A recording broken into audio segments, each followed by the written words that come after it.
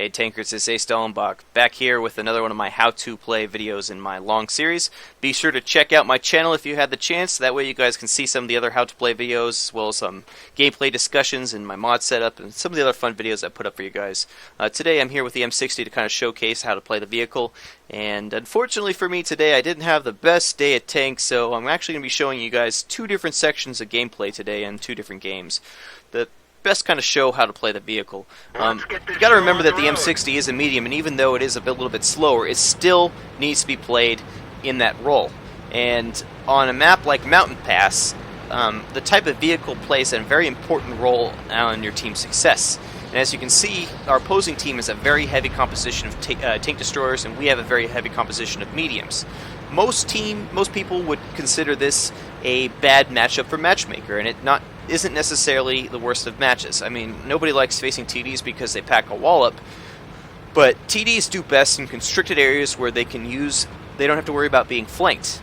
And because we're faster than the TDs, the best thing we can do in this situation, this is exactly what we're doing here, is we're moving forward across the map, getting spots, and trying to decimate the targets that are trying to cross into this lower area down here. And by moving to this center point, you can essentially cut off a good chunk of the map from the opposing team. So that's exactly what we do. We brush across here and get sights on the targets. That 704 gets destroyed. And we managed to get some really good shots on that IS-8 there. I think he gets burned down here too. And there you go, he's down too. And the great part about doing this is, as I said, now there's nothing that's going to be threatening our tanks in that southern approach, and they can just move forward 3 and assist us. So, as a medium, do this, go ahead and do that strategy. If in the right situations, it's very effective. So, now that we've seen that things are going well in that flank, as opposed to going up there and fighting, things are not going as planned on the Glacier. We have the T-44 up there forward spotting for the other vehicles that might be around this corner over here. So he's definitely a target we wanted to destroy. So my platoon, Tara, and Gertie and I go ahead and move forward to see if we can destroy the targets, including that T-44, and help burn down these targets down here in the mid. Getting that good crossfire effect, being under the bridge is always a good strategy if you've got support on the hill. It's good to make sure that you can split that. You can hold the Glacier Pass up here in the north by yourself, but the key to doing so is to have heavy vehicles and playing very passively and just using yourself as a delay force, so that way the other flanks can push through. But if you don't have that, it's good to get that crossfire effect, so that way you can destroy these targets where they're exposed here in this one section. By splitting their gunfire, you're going to be able to burn down those targets a little bit better. So we managed to destroy that T-57 Heavy, and now I'm focusing in on removing that T-44, who seems to be AFK or whatever. So we managed to get rid of him, no problem.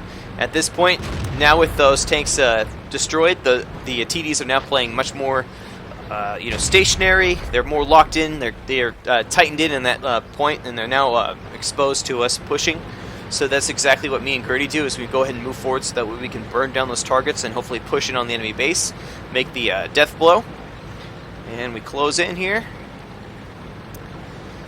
getting it nice and set up for these shots. Now at these ranges, the M60, because it's so squishy, you have to really play very carefully. The tank can get penned pretty consistently, and because of that low armor, so it's not the best suited for this level ground. You really want to play it up on higher terrain and higher ground. But nonetheless, we got to take advantage of that, and look at that surprise. The tanks up in the north come down over the top on us and just completely ruin our day. I just get decimated by that Foch 155, and that's kind of the end of my fun time.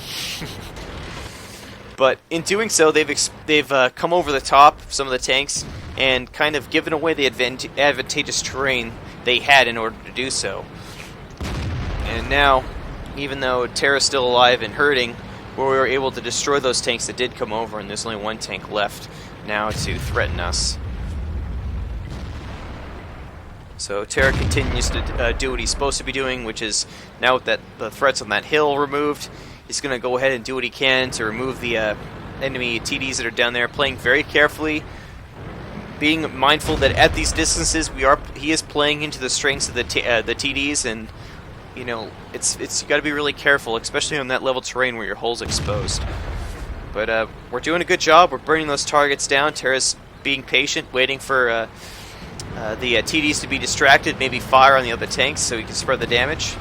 And he pops out, gets a shot off, destroys that tortoise, and goes in to set up and finish off that JP 100. But it looks like he bounces the shot and ends up getting destroyed in the process. So, unfortunately for us, we did end up dying.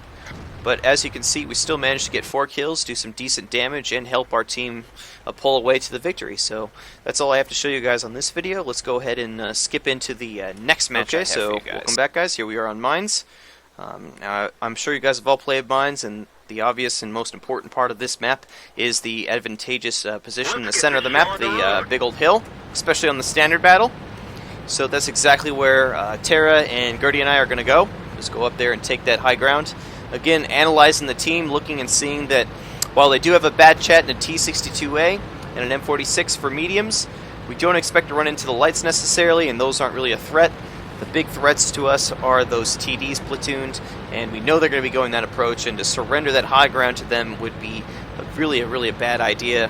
Usually the team that does win hill and gets an advantage of the high ground is usually going to be the team that's going to win this match.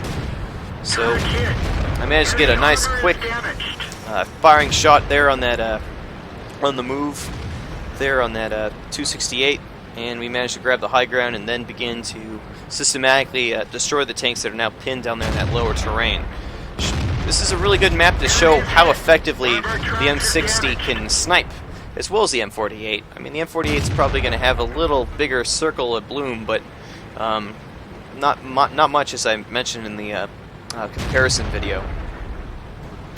So just being really patient, and a difficult thing that I ran into here is jockeying for position with the other mediums, and particularly this FV right here, FV 202, really got in my way here. He kind of took up the whole terrain.